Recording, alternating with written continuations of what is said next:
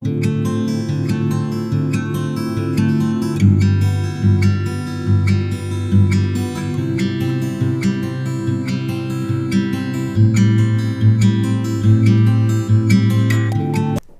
everyone, I am Deepak Sawant. Welcome you to my channel Apollo classes. Apollo classes में आप सबका स्वागत है. बच्चों, आज से हम standard 10th CBSE term 2 start करने जा रहे हैं. आज हम पढ़ेंगे स्टैंडर्ड 10th मैथ्स CBSE में चैप्टर नंबर 9. जो हमारा चैप्टर नंबर 9 है वो है हमारा some application of trigonometry. Chapter 9 होगा हमारा सम एप्लीकेशन ऑफ ट्रिग्नोमेट्री. जैसे बच्चों देखो, हमने last chapter 8 introduction to trigonometry में हमने क्या पढ़ा था कि कुछ ट्रिग्नोमेट्रिक रेशियो के बारे में हमने पढ़ा था. जैसे कि साइन थीटा क्या होता है, ऑपोजिट अपॉन हाइपोटेनियस. फिर हमने पढ़ा था cos theta, tan theta, cot theta, cosec theta और सेक थीटा. इसके बारे में हमने पढ़ा था, जिनको हम बोलते हैं ट्रिग्नोमेट्रिक रेशियो. नाउ, अब जैसे आपको मालूम है कि ट्रिग्नोमेट्री हम कहाँ पे यूज करते हैं कि सपोज हमारे पास एक राइट ट्राइंगल है और उस राइट ट्राइंगल में जो तीन साइड होती है, एक बेस होता है आपका, एक परपेंडिकुलर होता है और एक आपका हाइपोटेन्यूस होता है. जैसे एग्जांपल आप देखो कि हमारे पास एक राइट ट्राइंगल है. Suppose this is right triangle ABC. Angle B पे आपका राइट ट्राइंगल बन रहा है. So this is hypotenuse. इसको अगर हम लेते बेस तो ये हो जाएगा हमारा परपेंडिकुलर. अब ट्रिग्नोमेट्री मतलब क्या होता है? तो ट्रिग्नोमेट्री मतलब अगर हमको कोई राइट ट्राइंगल में किसी एक साइड का मेजर अगर हमको मालूम है, सपोज कि we know the length of the hypotenuse, या तो suppose we know the length of the base, and जो बाकी के जो दो एंगल है जिनको हम बोलते हैं एक्यूट एंगल, तो समझो कि उस एक्यूट, ये जो बाकी के दो एंगल है दे आर एक्यूट एंगल. तो इसमें से out of this two angles, suppose we know the value of one angle. अगर हमको एक एंगल का मेजर मालूम है और एक साइड का मेजर मालूम है, then we can find the measure of all the other sides and angles. So this is called a trigno. So ये हमने इंट्रोडक्शन टू ट्रिग्नोमेट्री में हमने पढ़ लिया था. अब जैसे देखो, तो इस चैप्टर में हम क्या पढ़ेंगे? तो इस चैप्टर में जो हम डिस्कस करने वाले हैं वो है हमारा some application of trigonometry. Trigonometry तो आपको मालूम पड़ गया कि साइन थीटा क्या होता है, कॉस थीटा क्या होता है, टेन थीटा क्या होता है, कॉट थीटा क्या होता है, ये तो सारा आपको मालूम पड़ गया. अब क्वेश्चन ये आता है कि हम ट्रिग्नोमेट्री पढ़ते क्यों है, क्यों हम ट्रिग्नोमेट्री को पढ़ते हैं? तो जैसे देखो कि जो ट्रिग्नोमेट्री होता है हमारा, ये हमारी डे टू डे लाइफ में, जस्ट 1 मिनट, ट्रिग्नोमेट्री जो होता है वो हमारा डे टू डे लाइफ में यूज होता है. जैसे कि सपोज ट्रिग्नोमेट्री हम कहाँ पे यूज करते हैं? तो ट्रिग्नोमेट्री हम मैप को कंस्ट्रक्ट करने के लिए यूज करते हैं कि अगर सपोज हमको मैप बनाना है तो उसके लिए हम ट्रिग्नोमेट्री यूज करते हैं. नेविगेशन में हम ट्रिग्नोमेट्री यूज करते हैं, या तो लाइक जैसे कि find the distance of planet from the earth. Earth से कोई प्लैनेट कितना दूर है उसका डिस्टेंस फाइंड करने के लिए भी हम ट्रिग्नोमेट्री यूज करते हैं. या तो लाइक जैसे कि distance of moon from the earth. So moon earth से कितना दूर है उसका डिस्टेंस भी हम ट्रिग्नोमेट्री यूज करके हम करते हैं. तो ये सारे जो हो गए, सो ये सारे ट्रिग्नोमेट्री का एप्लीकेशन हो गया कि भाई ट्रिग्नोमेट्री हम कहाँ पे यूज करते हैं. दूसरा के लाइक सपोज अब कोई भी ऑब्जेक्ट है, या कोई भी ऑब्जेक्ट, या तो टावर समझ लो, या तो कोई बिल्डिंग है, तो उस वो जो बिल्डिंग है, सपोज एग्जांपल लेते हैं कि ये हमारी बिल्डिंग है. So this is building. तो ये बिल्डिंग की अगर मुझे हाइट मेजर करनी है, ये बिल्डिंग की अगर suppose I want to measure the height of this building, बराबर, विदाउट एक्चुअल मेजरिंग इट, बिना एक्चुअली इसको मेजर किए मैं इसकी हाइट ढूंढ सकता हूं by using application of trigonometry, means के ट्रिग्नोमेट्री यूज करके. सो हम किसी भी ऑब्जेक्ट की हाइट, किसी भी ऑब्जेक्ट का डिस्टेंस, बराबर, हाइट है या तो उसका डिस्टेंस है, तो वो हम ढूंढ सकते हैं, वो हम ट्रिग्नोमेट्री यूज करके हम ढूंढ सकते हैं। तो ये हो जाता है हमारा एप्लीकेशन ऑफ ट्रिग्नोमेट्री। मतलब यहाँ पे तो आपको बच्चों मालूम पड़ गया कि ट्रिग्नोमेट्री हम कहाँ कहाँ पे यूज करते हैं। सिंपल ऐसा समझ लो कि आप कोई टावर देख रहे हो और टावर की हाइट आपको निकालनी है, तो आप आराम से ट्रिग्नोमेट्री यूज करके आप इसको ढूंढ सकते हो। अब कैसे ढूंढते हैं वो हम इस चैप्टर में पढ़ेंगे, सम एप्लीकेशन ऑफ ट्रिग्नोमेट्री। सो ये जो चैप्टर है आपका स्टैंडर्ड 10th का टर्म 2 का जो चैप्टर है हमारा some application of trigonometry, it is very very important chapter. काफी इजी चैप्टर है। अगर कुछ बच्चे होते हैं जिनको मतलब ऐसा लगता है कि जो ट्रिग्नोमेट्री वर्ड्स देख के वो लोग डर जाते हैं, बट ऐसा कुछ नहीं, बहुत सिंपल है। कुछ बेसिक चीज को आपको याद रखना है, बराबर। देन उस बेसिक चीज को यूज करके मतलब फॉर्मूला है या जो ट्रिग्नो है उसको यूज करके आप आराम से सारे क्वेश्चन को आप कर सकते हो, बराबर।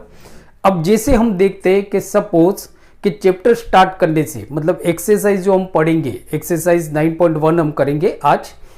एक्सरसाइज 9.1 के कुछ क्वेश्चन हम करेंगे आज, बराबर। इस लेक्चर को हम अलग अलग पार्ट में डिवाइड करेंगे, पार्ट 1, पार्ट 2, पार्ट 3, और ऐसे मतलब इस चैप्टर को हम कंप्लीट कर देंगे 3 या 4 दिन में, बराबर। सो प्लीज वॉच ये जो मतलब लेक्चर है, ये जो हमारी सीरीज है, इसको एंड तक देखिए, बराबर। आपको 100% अच्छे मार्क्स आपको बोर्ड में मिल जाएंगे मैथ्स में।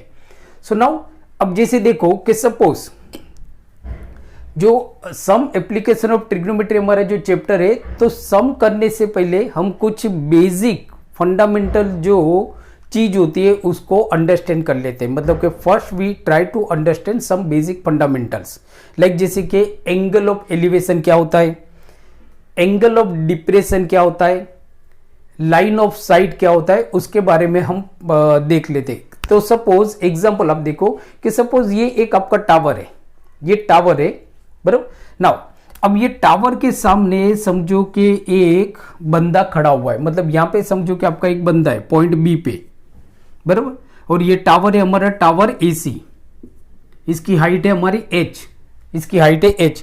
अब ये जो बंदा है ये जो बंदा है ये इस टावर के टॉप, मतलब ये टावर का टॉप हो जाएगा और ये टावर का बेस हो जाएगा, जिसको फुट ऑफ द टावर भी बोला जाता है, फुट ऑफ द टावर भी बोला जाएगा। जस्ट 1 मिनट, इसमें से इंक निकल रही है। सो फुट ऑफ द टावर भी आपका बोला जाएगा। तो जैसे देखो कि सपोज ये जो बंदा है ये इस टावर की टॉप को देख रहा है, तो समझो यहां पे उसकी आई से, यहां से हम उसकी जो आई से वहां से हम एक हॉरिजॉन्टल लेंगे जो टावर के फुट है वहां तक जाएगा, बराबर। और ये हमारा टावर हो गया। अब ये आई से उसकी और ये ऑब्जेक्ट है, वो ऑब्जेक्ट को देख रहा है। तो जैसे हमने स्टैंडर्ड 10th में लाइट वाले चैप्टर में हमने देखा था, तो वहां पे जो लाइट होती है तो light always travels in a straight line में जाएगी। तो ये हमारी सीधी लाइन बन जाएगी, ये हमारी सीधी लाइन बन जाएगी। तो इसको हम बोलेंगे line of sight. So this is called line of sight. So ये हो जाएगा हमारा लाइन ऑफ साइट। ये हमारी ऑब्जेक्ट है, मतलब कि हम देख का रहे हैं टॉप। ऑब्जर्वर कहां पे है, यहां पे, मतलब ऑब्जर्वर आपका नीचे है और जो ऑब्जेक्ट है वो ऊपर है, ऑब्जेक्ट है वो ऊपर है। तो यहां से आप देखोगे ना, तो यहां पे मतलब कि जो लाइन ऑफ साइड है और ये जो हॉरिजॉन्टल है, इसके बीच में एक एंगल बन रहा है। ये जो लाइन ऑफ साइड है और जो हॉरिजॉन्टल है उसके बीच में एक एंगल बन रहा है, एंगल थीटा, एंगल थीटा। तो ये जो एंगल थीटा है इसको हम बोलेंगे angle of elevation. So this is called angle of elevation, angle of elevation. तो एक छोटा सा क्वेश्चन मतलब शायद आपको पूछा जा सकता है कि what is angle of elevation, angle of elevation क्या होता है। तो याद रखना है, अगर ऑब्जर्वर नीचे है और ऑब्जेक्ट ऊपर है, सब जो मैं यहां से कोई बिल्डिंग की टॉप को देख रहा हूं, तो मैं तो नीचे हूं और जो बिल्डिंग का जो टॉप है वो ऊपर है। तो मेरी आई से एक जो सीधी लाइन जा रही है बिल्डिंग के बेस पे, तो वो हॉरिजॉन्टल हो गए। और जो मैं टॉप ऑफ द बिल्डिंग को देख रहा हूं, बराबर, तो वो लाइन ऑफ साइड हो जाएगी। तो एंगल ऑफ एलिवेशन मतलब कि angle between the horizontal and the line of side is called angle of elevation, बराबर। तो इतना तो आपको डीप में नहीं जाना है, बट इतना याद रखना है कि एंगल ऑफ एलिवेशन आपका कब बनेगा, जब ऑब्जर्वर नीचे होगा और ऑब्जेक्ट आपका ऊपर होगा, तो एंगल ऑफ एलिवेशन बनेगा, एंगल ऑफ एलिवेशन बनेगा। सो ये हमारा ऑब्जेक्ट हो गया,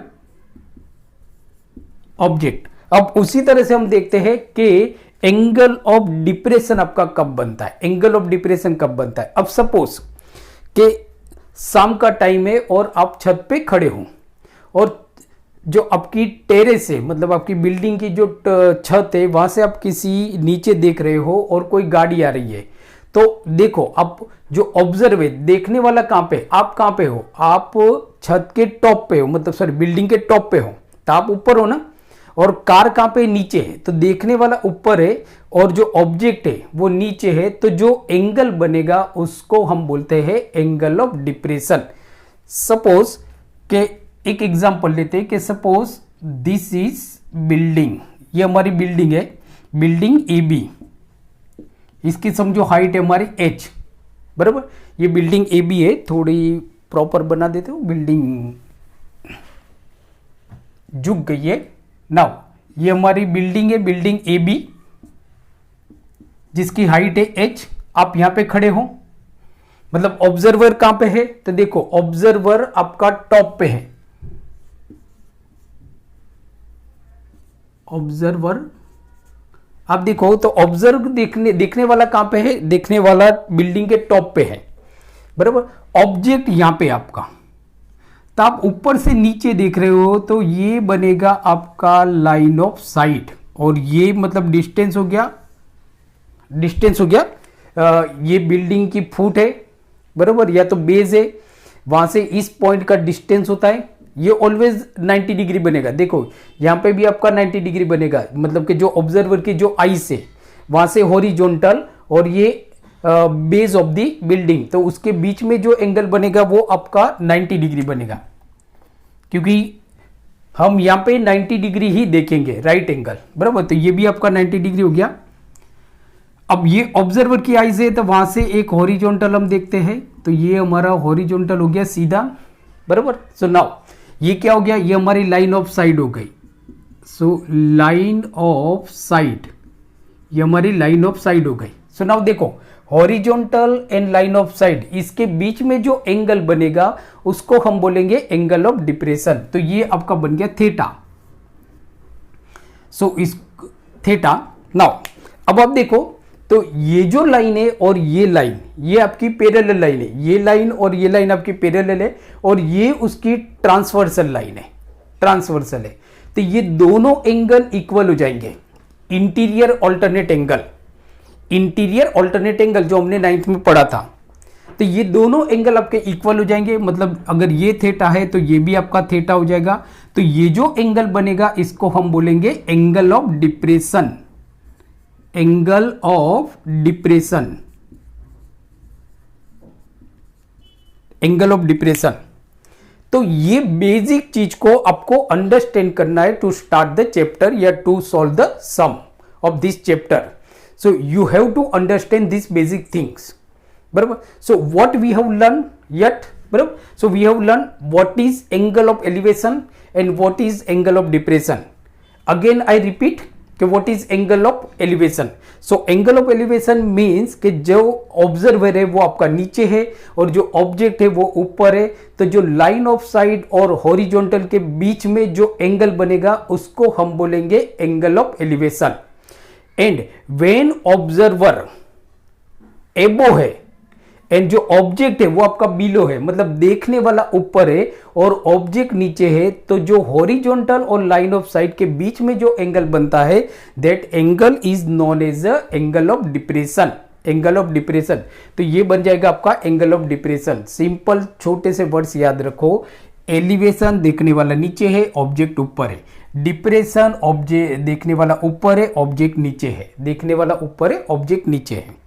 ओके, सो नाउ ये हमने कुछ बेसिक टर्मिनोलॉजी हमने देखी कि जो आपके लिए बहुत यूज हो सकता है सम करने के लिए, क्योंकि जो एक्सरसाइज हम करेंगे एक्सरसाइज 9.1 तो उसको करने के लिए आपको ये चीज जरूरी मालूम होना चाहिए, बराबर। नाउ अब हम एक्सरसाइज करते हैं, बट एक्सरसाइज करने से पहले मैं आपको बता देता हूं कि फर्स्ट क्या है, कि अगर आपको सम एप्लीकेशन ऑफ ट्रिग्नोमेट्री अच्छी तरह से करना है तो फर्स्ट के try to understand the question, question को समझो। इसका मतलब ये होता है कि read the question carefully, question को बहुत ही केयरफुली रीड करो। If you don't understand the question, read again, वापस उसको रीड करो, क्योंकि फर्स्ट क्वेश्चन अगर आप समझोगे तो आपका आधे से ज्यादा मतलब के सम के पास आप पहुंच जाओगे। दूसरा कि क्वेश्चन रीड करने के बाद उसके अकॉर्डिंग एक ग्राफ बनाओ, मतलब इस तरह से एक फिगर बनाओ। ऑब्जेक्ट कहां पे है, एंगल ऑफ एलिवेशन कहां पे बन रहा है, ऑब्जेक्ट या टावर जो भी आपको दिया है उसकी हाइट क्या है, बराबर। वो जो पॉइंट है वो पॉइंट, वो जो टावर है उसके बेस या तो उसके फुट से कितना दूर बन रहा है, कितना एंगल ऑफ एलिवेशन बन रहा है या तो एंगल ऑफ डिप्रेशन बन रहा है, वो देखो।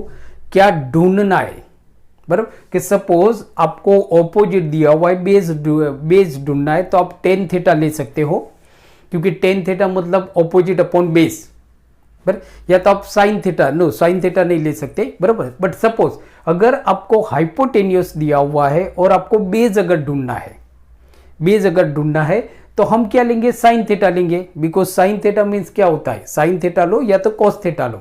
साइन थीटा मतलब बेस अपॉन हाइपोटेनियस, तो हमको बेस ढूंढना है, हाइपोटेनियस आपको दिया हुआ है तो हम कॉस थीटा लेंगे। और अगर परपेंडिकुलर दिया हुआ है और हाइपोटेनियस दिया हुआ है तो हम क्या लेंगे, साइन लेंगे, because sine theta means opposite upon hypotenuse. तो ये आपको मालूम होना चाहिए कि हमको लगाना क्या है, साइन थीटा लगाना है या कॉस थीटा लगाना है या टेन थीटा लगाना है, वो सम के अकॉर्डिंग है। So now we start the exercise. सो हम एक्सरसाइज स्टार्ट करते हैं। सबसे पहले हम देखते हैं क्वेश्चन नंबर 1, एक्सरसाइज 9.1 का question number 1। Okay, so now we see the exercise 9.1. So in exercise 9.1, so we are going to solve the question number 1. So first read the question carefully. Okay, what did I tell you? Okay, read the question very carefully. So question is, a circus artist is climbing a 20-meter rope which is tightly stretched and tied from the top of a vertical pole to the ground. Find the height of the pole if the angle is 30 degree at ground level, बराबर। तो यहाँ पे question में आपको ये दिया हुआ है कि एक सर्कस आर्टिस्ट है जो एक रोप है, 20 मीटर की रोप है, उसके ऊपर वो क्लाइंब कर रहा है, मतलब चढ़ रहा है, बराबर। अब ये जो रोप की लेंथ कितनी है, तो देखो रोप की जो लेंथ है वो है 20 मीटर। इसके ऊपर फोकस करो, किसके ऊपर वो चढ़ रहा है, रोप के ऊपर, मतलब डोरी के ऊपर। अब ये जो रोप है ना उसको हमने टाइटली बांधा हुआ है, किसके साथ बांधा हुआ है, एक वर्टिकल पोल, एक सीधी पोल है। तो सपोज ये जो है हमारे के suppose A B is a vertical pole, इसकी हाइट हमको नहीं दिया हुआ है, बरोबर। तो ए बी एक आपकी वर्टिकल पोल है, तो यहां पे लिख लो कि let A B is vertical pole of height h metre. Height है कितनी इसकी, h मीटर, इसकी हाइट है h मीटर। नाउ अब आपको ये दिया हुआ है कि एक जो मतलब के क्या है, रोप है, रोप को बांधा हुआ है किसके साथ, जो वर्टिकल पोल है ना उसकी जो टॉप है, कि from the top of vertical, यहां से बांधा हुआ है और यहां पे जमीन पे। तो ये हमारी रोप हो गई, यहां पे उसको बांधा हुआ है पॉइंट सी, बराबर सी। तो ये क्या हो गया, ये आपका डिस्टेंस हो गया। तो अब देखो ये क्या बन गया आपका, राइट एंगल ट्राइंगल। अब जैसे अब देखो ग्राउंड पे बांधा हुआ है, find the height of the pole if the angle is 30 degree at ground level, मतलब कि यहाँ पे 30 डिग्री का एंगल बन रहा है, ये रोप है और इसके ऊपर मतलब कि जो सर्कस आर्टिस्ट ने वो चढ़ रहा है, यू चढ़ रहा है। तो ये जो रोप है उसकी जो लेंथ है वो है 20 metre, so it is 20 metre, बराबर। जो पोल है उसकी हाइट है हमारी h मीटर और जो एंगल बन रहा है वो बन रहा है आपका 30 degree, 30 degree. So point C, बराबर, पॉइंट सी कहां पे है, at the ground level with the angle of rope is 30 degree, बराबर. So point C at ground level,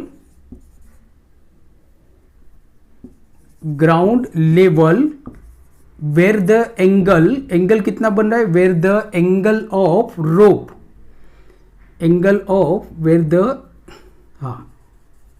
angle is 30 degree. मैं थोड़ा शॉर्ट में लिख रहा हूं, इज 30 डिग्री. यहां पे आपका 30 डिग्री का एंगल बन रहा है. नाउ आपको ढूंढना क्या है, ए बी ढूंढना है.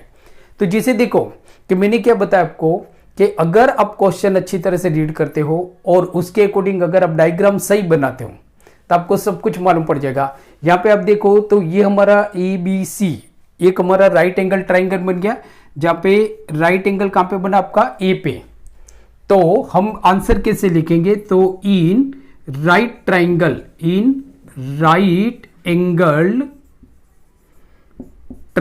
एबीसी, बराबर.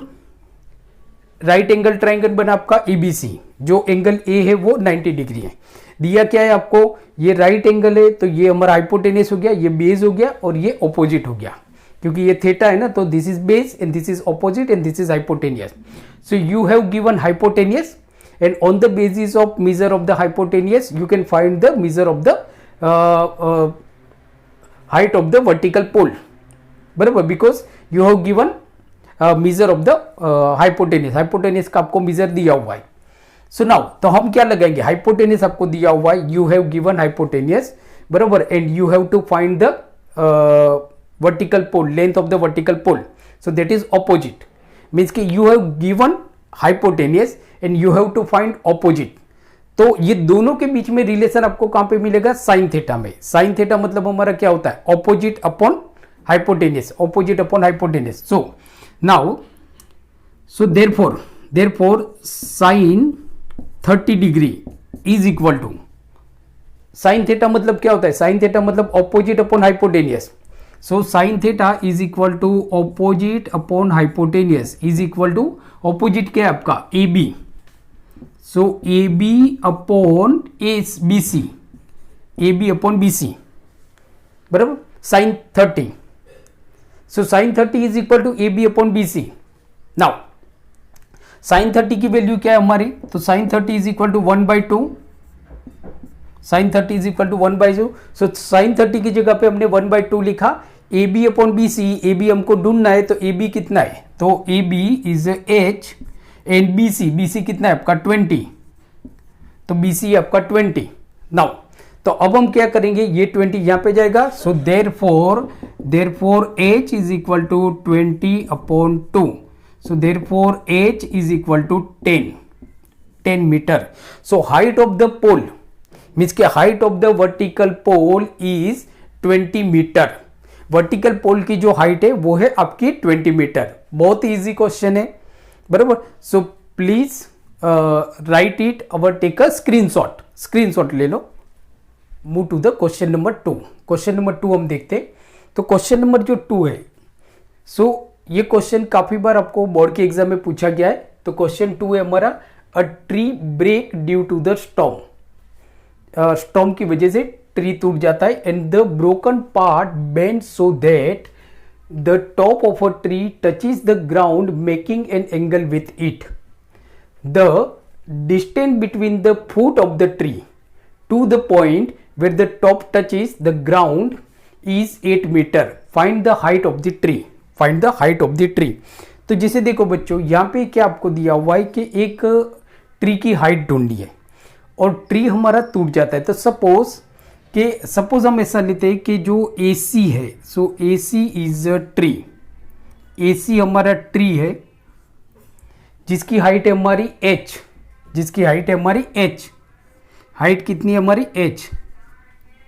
सो हम लिखेंगे क्या कि let AC is tree of height H metre, बराबर.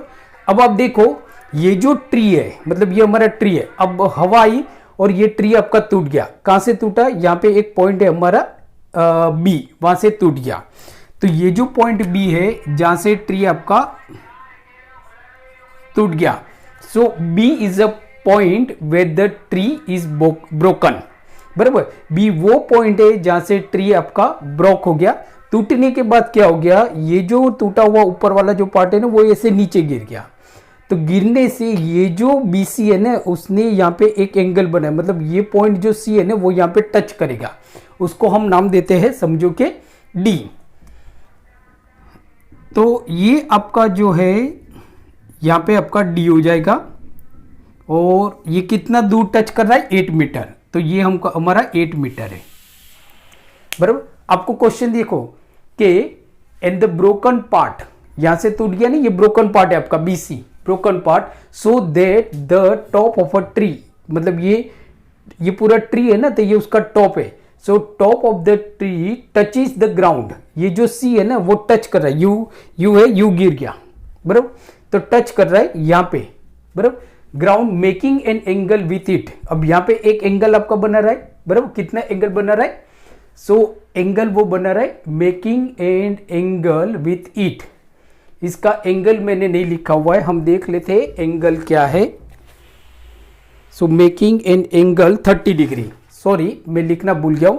So making an angle with it 30 degree, 30 degree. तो यहां पे वो एक एंगल बना रहा है 30 degree,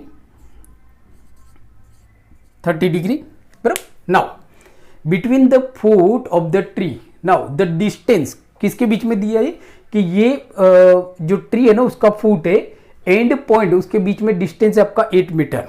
now find the height of the tree, tree की आपको हाइट ढूंढनी है। सो नाउ यहां पे आप देखोगे तो ट्री की हाइट मतलब क्या होगी? AC। So AC is equal to, so AC is equal to AB plus BC। AC क्या है आपका? AB plus BC। तो सबसे पहले आपको AB ढूंढना पड़ेगा। नाउ BC मतलब BD, BC मतलब BD, and BC is equal to BD, BC is equal to BD। ये जो पार्ट है वही तो टच करके गिर रहा है ना, तो BC is equal to BD। तो AC is equal to AB plus BC, मतलब हमको AB ढूंढना पड़ेगा और BD ढूंढना पड़ेगा। AB और BD दिया क्या है? तो ये हमारा राइट एंगल ट्राइंगल बन गया, triangle ABC। So now in right triangle ABC, right triangle ABC, सबसे पहले हम ढूंढते हैं AB। दिया क्या है हमको? बेस, और ढूंढना क्या है? ऑपोजिट। बेस दिया हुआ है और ऑपोजिट दिया हुआ है, तो क्या हम ढूंढेंगे? तो बेस और ऑपोजिट होता है तो क्या हम करते हैं? 10 लेते हैं। So 10 30। So in right triangle therefore 10 30 degree is equal to AB upon AD। मालूम पड़ा? 10 30 मतलब क्या होता है? सो 10 30 मतलब opposite upon base, opposite upon base, बराबर। So now 10 30 means 1/√3। So therefore 10 30 means 1/√3 is equal to AB। AB हमको ढूंढना है। सो AD आपका कितना है? 8। AD आपका 8। So now therefore AB is equal to, so AB हमारा कितना आ गया? तो AB इज इक्वल टू 8/√3, 8/√3। ये आ गया हमारा फर्स्ट, AB हमको मिल गया 8/√3 फर्स्ट। अब हम लेते हैं BD, ढूंढ लेते हैं BD मतलब हाइपोटेनियस। तो हाइपोटेनियस आप कैसे ले सकते हो? तो हाइपोटेनियस आप देखो तो ऑपोजिट हमको दिया हुआ है, बेस हमको दिया हुआ है, हाइपोटेनियस हम ढूंढ सकते हैं, या तो ऑपोजिट हमने ढूंढ लिया है तो भी हम हाइपोटेनियस ले सकते हैं, बराबर। बट अगर AB देखते हैं ना तो 8/√3 है, तो इजी वैल्यू हमारे लिए ये हो जाती है AD।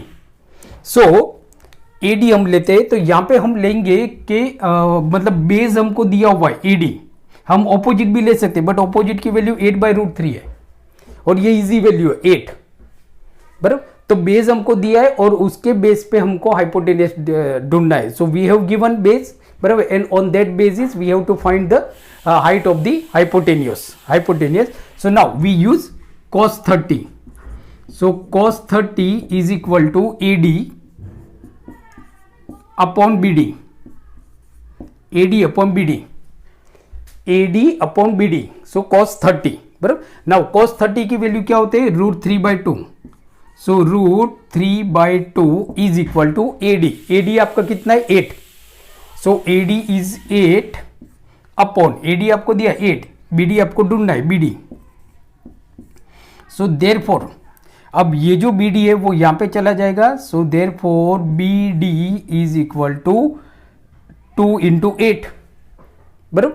2 × 8 is equal to 16. 16/√3. 16/√3. BD आपका कितना आ गया? 16/√3. बराबर. Now BD is 16/√3. Now AC is equal to AB plus BC. Because हमको ढूंढना है क्या है? Find the height of the tree. Tree की हाइट ढूंढना है जो है H. H मतलब AC. AC मतलब AB plus BC. So AC is equal to AB plus BC. बराबर. Therefore AC is equal to AB plus BD because BC is equal to BD. BC is equal to BD. बराबर. So now AC मतलब क्या है हमारा? AB plus BD. So AB हमारा कितना आया? तो AB is equal to 8/√3. So therefore AC is equal to 8/√3 plus 16/√3. 16/√3. दोनों को एलसीएम आपके सेम है. दोनों का एलसीएम सेम है तो 8 और 16 आपका हो जाएगा. So therefore AC is equal to 8 और 16 कितना हुआ? 24. So 24/√3. So therefore AC is equal to 24/√3 into √3 upon √3. Conjugate लेते हम. कॉन्जुगेट आप ये आंसर भी रख सकते हो और अगर आपको आगे सॉल्व करना है तो आगे भी आप सॉल्व कर सकते हो कि हमने क्या लिया? √3 है. डिनोमिनेटर आपका इरेशनल नंबर है तो उसको हम रेशनल में कन्वर्ट करते हैं. तो हमने क्या किया? Denominator and numerator both by multiply by √3. √3 से दोनों को हमने मल्टीप्लाई किया. सो देयरफॉर हमारा आंसर क्या आया? So AC so √3 into √3 is equal to 3. बराबर. तो 3/24. सो 3 1 जा 3 और 3 8 जा 24 मतलब कि 8/√3. सो हमारा आंसर आया कि AC is equal to 8/√3. This is answer. तो ये हमारा आंसर आ गया. So this is answer 8/√3. So AC is equal to 8/√3. So please take a screenshot या यू कैन राइट इट.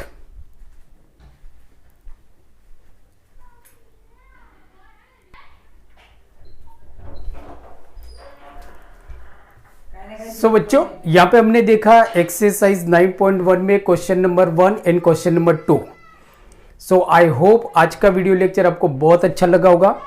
सो अगर आज का वीडियो लेक्चर आपको अच्छा लगा है तो प्लीज़ इसको अपने ज़्यादा से ज़्यादा फ्रेंड के साथ शेयर कीजिए. अगर आप मेरी चैनल पे नए हो तो please subscribe my channel Apollo classes and please press the bell icon. So जितने भी हमारे आने वाले लेक्चर से आगे उसकी नोटिफिकेशन आपको मिलती रहे. Even you can download my app toppers biology for NEET from Play Store. So इस एप्लीकेशन के थ्रू आप घर पे बैठे standard 11th and 12th biology के नीट के लेक्चर आप देख सकते हो. बोर्ड की प्रिपरेशन कर सकते हो. आपके कोई कलीग है या आपके कोई कजिन है बराबर तो वो जो 11th और 12th में पढ़ते हैं तो वो नीट की प्रिपरेशन कर सकते हैं बायोलॉजी में. इवन ये जो हमारी ऐप है टॉपर्स बायोलॉजी फॉर नीट, यहाँ पे हम स्टैंडर्ड 9th और 10th के भी कुछ लेक्चर डालते हैं मैथ्स, साइंस और इंग्लिश ग्रामर के, तो उसके लिए भी आपको बेनिफिट है. So please download my app from Play Store Toppers biology for NEET. So thank you very much for watching my channel. Keep watching और कीप स्टडिंग. पढ़ते रहिए. Thank you.